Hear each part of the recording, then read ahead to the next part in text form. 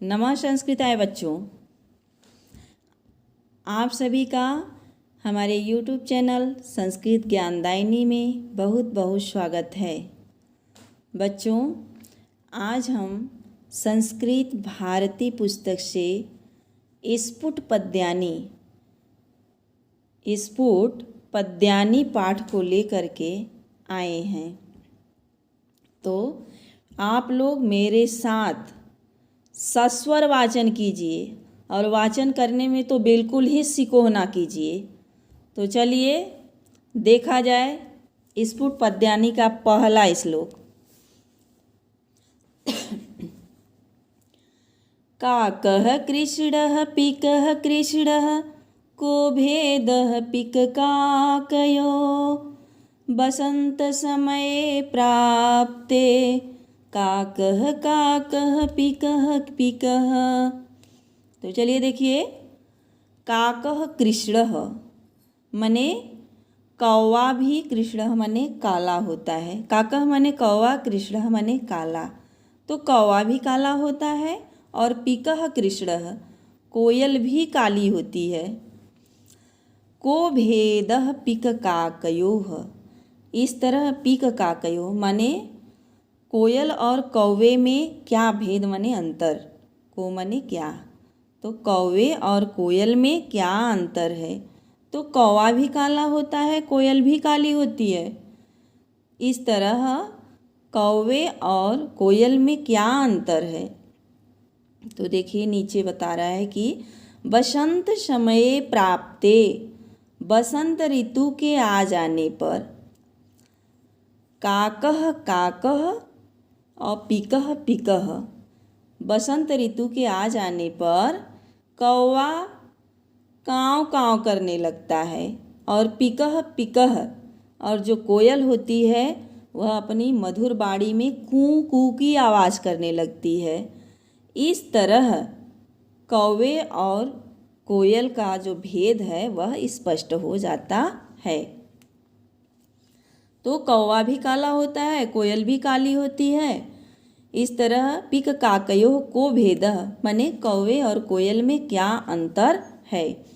बसंत समय प्राप्ते, बसंत ऋतु के आ जाने पर कौवा काँव काँव करने लगता है और कोयल कुहू कुहू। इस तरह दोनों का अंतर स्पष्ट हो जाता है। चलिए आगे देखा जाए श्लोक नंबर 2। विद्या विवादाय धनं मदाय शक्ति परेषां परिपीडनाय खलस्य साधो विपरीतमेतत् ज्ञानाय दानाय च रक्षणाय। तो चलिए देखा जाए, विद्या विवादाय, नीचे से खलस्य ले लीजिए। खलस्य माने होता है दुष्ट मनुष्यों की, माने जो दुष्ट मनुष्य होते हैं उनकी विद्या, यदि उनके पास विद्या आ जाए तो विवादाय माने विवाद करने के लिए होता है। तो दुष्टों की विद्या लड़ाई झगड़ा यानी विवाद करने के लिए होता है। और धनम मदाय, और खलस्य धनम मदाय, बार बार आपको लेना पड़ेगा नीचे से खलस्य, माने दुष्टों के पास यदि धन आ जाए तो मदाय माने अहंकार करते हैं। तो दुष्ट मनुष्यों का धन अहंकार के लिए होता है और दुष्ट मनुष्यों की शक्ति जो होती है परेशान परिपीडनाय, परेशान माने दूसरों को, परिपीडनाय माने परेशान करने के लिए। तो दुष्टों की विद्या विवाद के लिए, धन अहंकार के लिए और शक्ति दूसरे को परेशान करने के लिए होती है। एतत् विपरीतम, एतत् विपरीतम साधो, तो इसके विपरीत, किसके विपरीत माने दुष्टों के विपरीत, साधो माने सज्जन मनुष्यों की विद्या।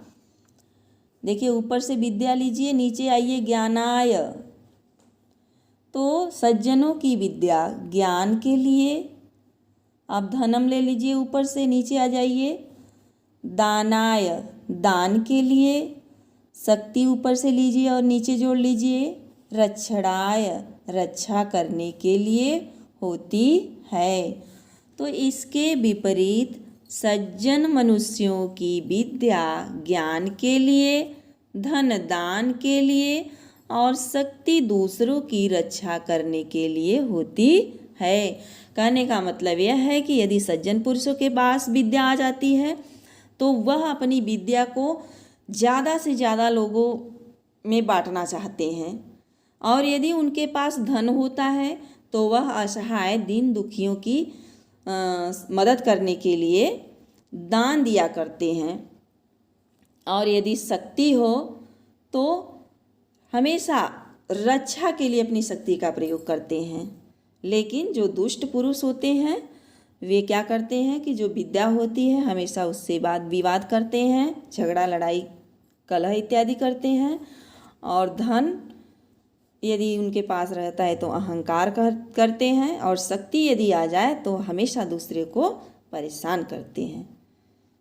तो क्लियर हुआ? चलिए आगे। लोभात् क्रोधः प्रभवति, लोभात् कामः प्रजायते, लोभात् मोहश्च नाशश्च, लोभः पापस्य कारणम्। तो चलिए देखा जाए। लोभात् क्रोधः प्रभवति, लोभात् माने होता है लालच। तो लालच से क्रोध उत्पन्न होता है। क्रोध प्रभवति, क्रोध उत्पन्न होता है। लोभात् कामः प्रजायते, और क्या उत्पन्न होता है लोभ से? कामः प्रजायते माने कामनाएं उत्पन्न होती है। लालच से कामनाएं उत्पन्न होती है। लोभात् मोहश्च नाशश्च माने लोभ से मोह का नाश होता है।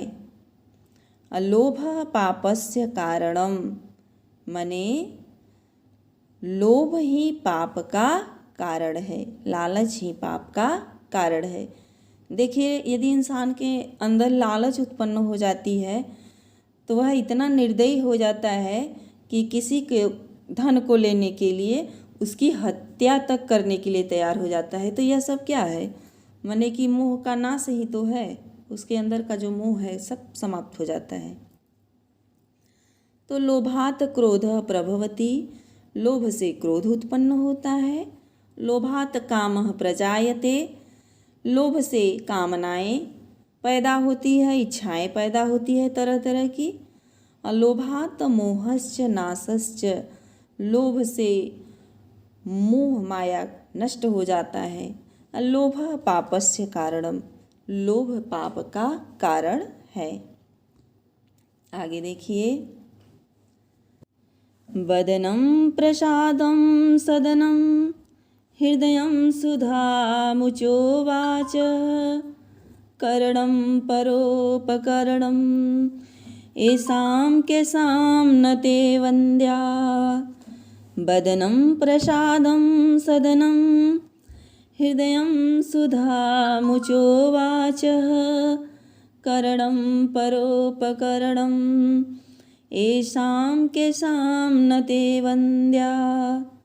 तो देखिए, वदनं प्रसादम सदनम माने वदन माने होता है मुख, प्रसादम माने प्रसन्नचित और सदन माने घर।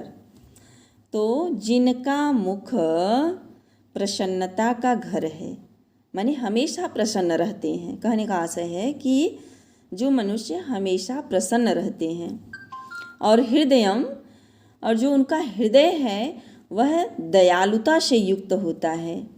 सुधा मुचो वाचः माने वाचः माने वाणी, सुधा मुचो माने अमृत से सिक्त। तो जिनकी वाणी अमृत से सिक्त होती है, सींची होती है। करणम परोपकरणम, करणम परोपकरणम माने जो उनका काम होता है वह हमेशा परोपकार करने का, एक दूसरे दूसरे का उपकार करने का होता है। ए शाम के शाम मने ऐसे मनुष्यों के शाम न ते वंद्या, कौन वंदनीय नहीं होते हैं। ऐसे मनुष्यों के कौन वंदनीय नहीं होते, अर्थात सभी प्रिय होते हैं। तो बदनम प्रसादम सदनम, जिनका मुख प्रसन्नता का घर है, और हृदयम माने हृदय दयालुता से भरा हुआ है। वाचः वाणी सुधामुचो, अमृत से सिक्त है, माने बहुत मधुर बोलते हैं सबके साथ। अकरणम परोपकरणम, कार्य हमेशा परोपकार करना है, माने दूसरे का उपकार करना है। ऐसाम के साम न ते वंद्या, ऐसे मनुष्यों के कौन वंदनीय नहीं होते हैं, अर्थात सभी ऐसे मनुष्यों के प्रिय होते हैं या वंदनीय होते हैं। आगे देखिए श्लोक नंबर 5। सत्येन रक्ष्यते धर्मो विद्या योगेन रक्ष्यते, मृजया रक्ष्यते रूपम कुलं वित्तेन रक्ष्यते। सत्येन रक्ष्यते धर्मो विद्या योगेन रक्ष्यते, मृजया रक्ष्यते रूपम कुलं वित्तेन रक्ष्यते। तो देखिए सत्येन रक्ष्यते धर्मो माने सत्य के द्वारा, तृतीय विभक्ति का प्रयोग है सत्येन में, तो सत्य के द्वारा धर्म की रक्षा होती है।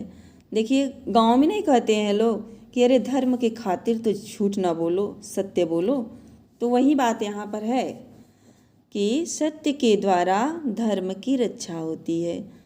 विद्या योगेन रक्षते, विद्या योगेन रक्षते, योग माने होता है अभ्यास, अभ्यास के द्वारा विद्या की रक्षा होती है।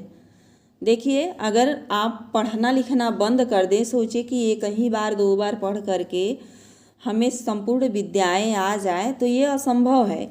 यदि आप विद्या चाहते हैं तो बार बार विद्या का अभ्यास करना पड़ता है, क्योंकि मानव का स्वभाव है भूल जाना, और वह 1-2 बार की जो विद्या होती है 1 बार 2 बार में वह भूल जाता है, इसलिए हमें उसका बार बार अध्ययन करना चाहिए। तो विद्या योगेन रक्षते माने योग के द्वारा विद्या की रक्षा होती है। मृजया रक्षते रूपम, मृजया माने नहाने धोने से, मृजया माने होता है नहाने धोने से, रूपम रक्षते रूप की रक्षा होती है।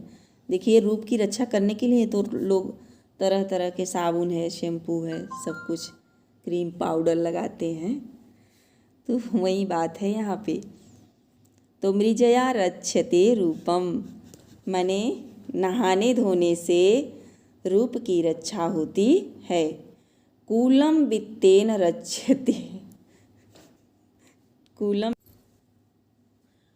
कूलम वित्तेन रक्षते, वित्तेन माने वृत्तेन माने होता है चरित्र, चरित्र के द्वारा कुल की रक्षा होती है, इसलिए मनुष्यों को चरित्रवान होना चाहिए।